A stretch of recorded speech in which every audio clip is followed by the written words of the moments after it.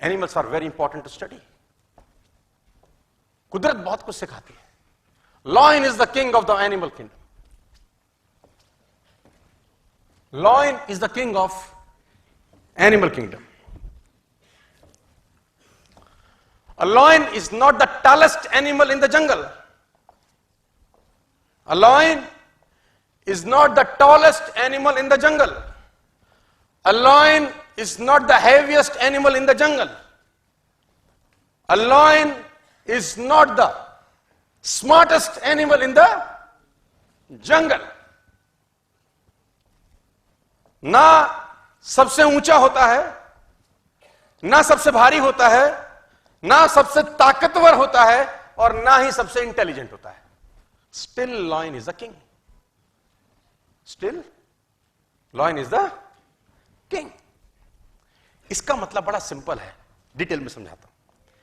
आपको जिंदगी में कामयाब होने के लिए ना तो स्मार्ट होना जरूरी है, ना इंटेलिजेंट होना जरूरी है, ना पढ़ा लिखा होना जरूरी है, ना बहुत क्लेवर होना जरूरी है, ना बहुत बुद्धिमान होना जरूरी है, क्योंकि लॉयन के पास ये एक्टिविटीज नहीं है. Still he is the king.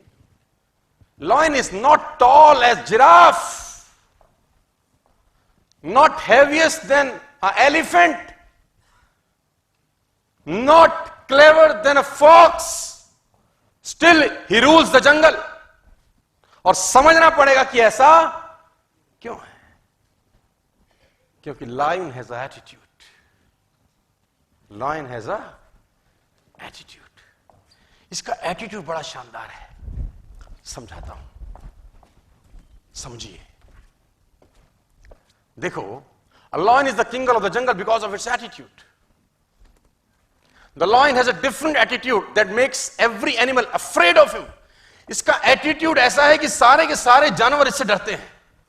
डरने का मेरा मतलब है उसका रिगार्ड करते हैं एक तरीके से, है ना. Giraffe regard the lion, elephant regard the lion, hippopotamus regard the lion, rhino regard the lion, fox regard the lion, monkeys regard the lion. What makes this massive animal respect such a small cat? देखने में तो छोटी सी बिल्ली ही तो है. क्यों ऐसा होता है कि लॉयन का सब रिगार्ड करते हैं या डरते हैं दूसरी भाषा में? It's because of its the attitude is different by difference. जैसे ही लॉयन ने एलिफेंट को देखा, समझिए, जैसे ही लॉयन ने एलिफेंट को देखा, उसके दिमाग में एक चीज आई, लंच. जैसे ही लॉयन ने एलिफेंट को देखा, उसके दिमाग में एक चीज आई, लंच. जबकि लॉयन से एलिफेंट 10 गुना एटलीस्ट भारी है. लॉयन से एलिफेंट 5 टाइम्स बड़ा है. और एलिफेंट अगर एक पंजा मार दे तो लॉयन मर सकता है. लेकिन एलिफेंट को देखते ही लॉयन के दिमाग में एक ही चीज आती है, lunch. I can eat this, मैं इसको खा सकता हूं. और दूसरी दिशा में एलिफेंट ने जैसे लॉयन को देखा, उसके दिमाग में आया, ईटर, साला खाएगा, उससे भारी है, उससे ताकतवर है, उससे बड़ा है, बस उसको लगता है कि ये खा जाएगा. और लॉयन जब एलिफेंट को देख के सोचता है लंच, तो वो उसी तरीके से एक्ट करता है और एलिफेंट उससे घबराता है. मैं बताना चाहता हूं sir, army of sheep led by lion will beat the army of lion led by sheep. है ना. भेड़ों की फौज को अगर शेर लीड करे तो वो उस फौज को हरा सकती है जिसको भेड़ लीड कर रही है, लेकिन फौज शेरों की है. It's all about attitude my difference. हाथी ताकतवर है, भारी है, एक पंजा मारे लॉयन को मार सकता है, लेकिन उसकी खोपड़ी में लॉयन को देख के आता एक ही है, ईटर. आया, मारेगा, खाएगा. और लॉयन की खोपड़ी में आता है, मेरा लंच है. It's all about believe system. उसको बिलीव है अपने ऊपर कि मैं उसको मार दूंगा. जबकि ताकत में कम है, अकल में कम है, भारीपन में कम है, हर चीज में तो, लेकिन फिर भी भारी पड़ता है। राजा वही है, because of believe system. Believe system attitude पैदा करता है। सर, आप कितने ही टैलेंटेड क्यों ना हो, नेटवर्क मार्केटिंग के अंदर कितने ही बढ़िया परिवार से क्यों ना आए हो, कितना ही लिस्ट क्यों ना हो आपका, आपके पास सारी सुख सुविधाएं हो, आपका अपलाइन शानदार हो, आपके पास दुनिया का बेहतरीन प्रोडक्ट हो, आप फेल हो जाएंगे अगर आपका बिलीव सिस्टम वीक है। तो आपका बिलीव सिस्टम वीक है तो आप फेल हो जाते हैं। और आपके पास कुछ सुख सुविधा नहीं है, no seminar, no trainings, no products, not a good company, आप साला दूर जंगल में काम कर रहे हैं, लेकिन आपका बिलीव सिस्टम अच्छा है, उससे एटीट्यूड अच्छा होता है, आप काम कर जाते हैं। It's simple philosophy.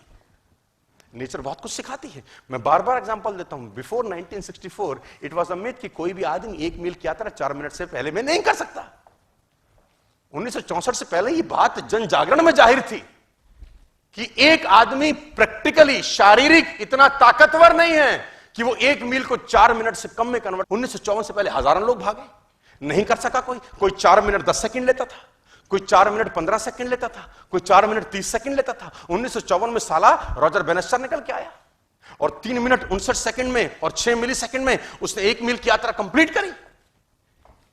उसको बिलीव था कि मैं कर दूंगा, बाकी लोगों को लगता था नहीं हो सकता। मजे की बात तो यह है कि 1964 में जब रॉजर बेनेस्टर ने किया, उससे पहले किसी ने नहीं किया। लेकिन आज जब मैं आपसे बात कर रहा हूं 29 जून 2019 को, मेरे जानकारी के मुताबिक 5 लाख से ज्यादा लोग ऐसे होंगे जो 1 मील की यात्रा 4 मिनट से पहले कंप्लीट कर चुके होंगे। Even school going kids, school में जाने वाले बच्चे कर गए।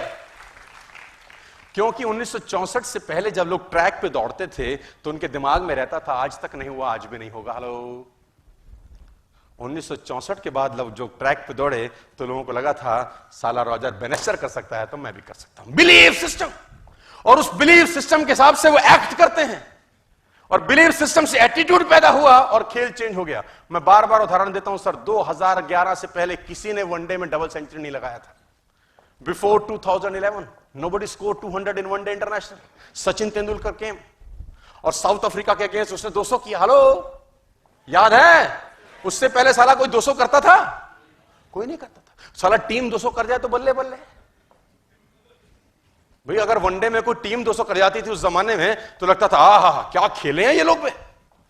और कोई 250 कर जाए जीते जीते, और 300 कर जाए अरे पहाड़ बना दिया पहाड़। किसी से भी गेंदबाजी करा लो अब तो, क्योंकि वनडे में 100 लगता था, यही बहुत था यार। और 2011 में सचिन तेंदुलकर ने जब डबल सेंचुरी बनाया तो मैं आपकी जानकारी के लिए बता दूं 2962 वनडे हो चुके थे उससे पहले, 2962 वनडे इंटरनेशनल। क्योंकि बिलीफ ही नहीं था ना कि कोई वनडे में 200 मार सकता है। और ये 5 फुट 5 इंच का आदमी 200 मार गया। क्या जानते हैं चेंज हुआ 2011 के बाद? Belief system. और उस बिलीफ सिस्टम से एक्टिविटी चेंज हुई, एटीट्यूड बदल गया लीडर्स का, और उन प्लेयर्स का एटीट्यूड बदल गया। और उसके बाद सिर्फ 180 वनडे के गैप में सहवाग ने उसको ब्रेक कर दिया। सहवाग ने दोहरा शतक मार दिया, रोहित शर्मा 3 बार मारा, मार्टिन गुप्टिल मारा, क्रिस गेल मारा। दोहरे शतक की लाइन लगी 2011 के बाद, क्योंकि 2011 के बाद जब बल्लेबाज क्रिस पोतर था, उसकी खोपड़ी में तेंदुलकर का दोहरा शतक था, उसको लगता था साला ये मार सकता है तो अपन भी मार सकते हैं। It's all about belief system.